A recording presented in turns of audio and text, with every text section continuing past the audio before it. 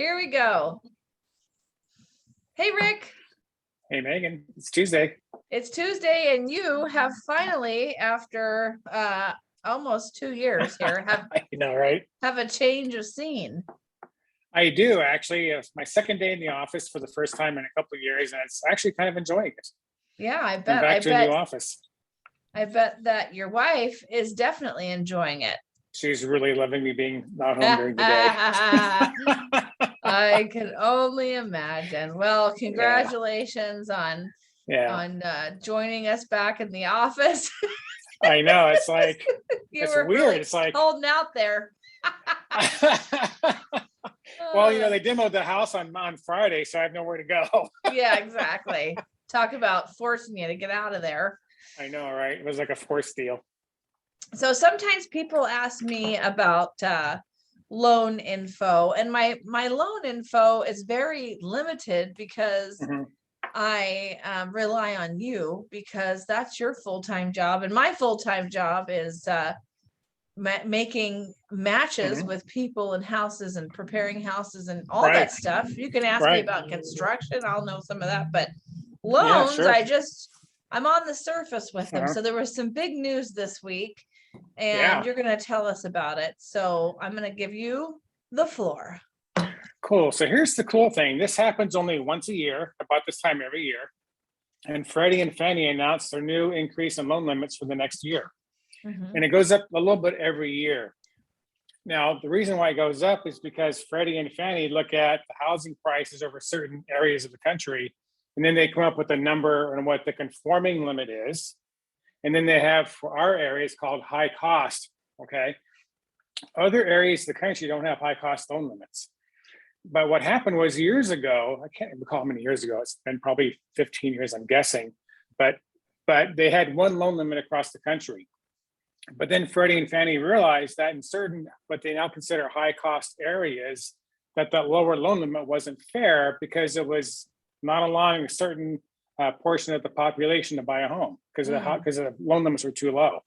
So they now have two tiers of loan limits: conforming, and then high balance conforming. And high balance only applies to high cost areas. And so the high cost areas for us is Riverside, it's Orange County and LA County. Riverside, San Bernardino is still considered a regular area. It's just straight conforming loan limits, not high balance, nor not high cost. But the increase this year was fairly large compared to previous years. So if you look at the conforming loan limit, it went from 548 250, which was pretty good.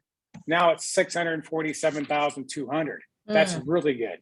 The high balance for high cost areas like us went from 822 375 to 970,800. That's a huge increase. That's like $148,000 increase. In all my 40 years, I have never seen that big of an increase. Ever. So why would Fannie or Freddie, why would they elect such a significant increase, do you think? Because of housing prices. Yeah. It's based on housing prices, right? So as the housing prices have increased, they increase that along with it. So we've had about a 20% increase in housing this year in terms of values. So that really reflects this extra higher cost and high balance, which is great for our market, by the way. I mean, it's great for buyers to be able to get in, because now, I mean, how much of a down payment do you need on $1 million house? Well, here's the cool thing about this. With those higher loan limits, if you go to high balance, which is up to 970 now, you can go as low as a 5% down payment. That's way cool. So it puts you at about $1,025,000 house price with only a 5% down. Wow. So for around a $55,000 down payment or so, you can buy $1 million plus house. Right. With just 5% down. Low. Yeah. The other benefit though, with the conforming loan limits at 647,200, you can do 3% down. Oh, wow. Yeah. So that's pretty cool, right? Yeah, exactly. So it opens up the market for a lot more buyers to buy at these price levels, but they didn't have that, last month, for example. Right. Exactly. Well, that'll be interesting to see what it does. There's still, there's every week there's some new sort of thing that's going on in the housing market. And we talked about the increase in these loan limits also being tied to the increase of the sales prices. Obviously, it's all tied together. I mean, I showed a house last week that it was listed at $799. It was backing a highway. It was a nice house. It was a normal nice house in a normal nice neighborhood. $799, and I got a notification today that they raised the price to $899 this week because they probably had so many offers that they thought, geez, we thought we priced it well, but now look at it. And another one I wrote an offer on, they had it listed, they had it value range priced between $750 and $800, and we got a counter offer for $940. And I know it's been kind of a week with these counter offers. So so I'm wondering if this news is going to make things even more bananas as far as, you know, these price ranges go. Well, I mean, it expands the opportunities for sure, because when you go above that high balance conforming loan limit, in this case now it's 970,800. When you go above that, the next category up is jumbo. Okay. Right. So in jumbo, you have to really have a 20% down payment. Right. That's a much bigger down payment compared to 5% down. So if we'd had this discussion, say in September, October, and $1 million house would have been a 20% down payment. Yeah. Yeah. Now $1 million house is a 5% down payment.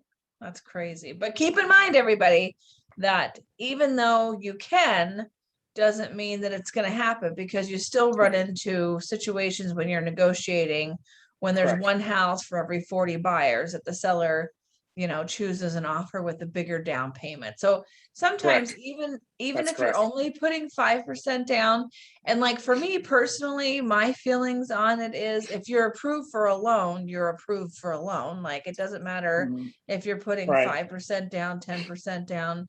I mean, you could have a really entry level job and be buying $1 million house and still you know, have to have the same qualifications with a 50% down as a 5% down. That doesn't matter. But But what I want to tell people is that if you are getting one of these loans and you are putting the minimum down, that it's still important to show, in my opinion, all your proof of funds with your offer to the seller. All you can. Because you don't want the seller to choose another offer because they thought, well, you only showed me that you had $10, but this guy said he had $500, even though you're both using $10. You know what I mean? True. Very true. So for example, you could have a lot more money in the bank and still start those assets. Yeah. But just don't have to use them all. Yeah, exactly. Exactly. Yeah. So that you're still liquid beyond the 5% down. Exactly. Yeah. Well, good. Well, Rick, I appreciate your expertise as always. Congratulations on your office. And to decorate it now, look out. Yeah, exactly. Good luck with that. I'll tell you what. Right. So, well, good. Well, we'll talk next week. And I think maybe next week might be our last meeting of the year. It might be. We're going to be on Christmas before we know it, right? I know, exactly. It's coming up real quick. So we'll have a fun topic for next week. And until then, if anybody has any questions, just email us, message us, and we will cover the topics that you are most curious about. We will. Thank you. Thanks, Megan. See you later.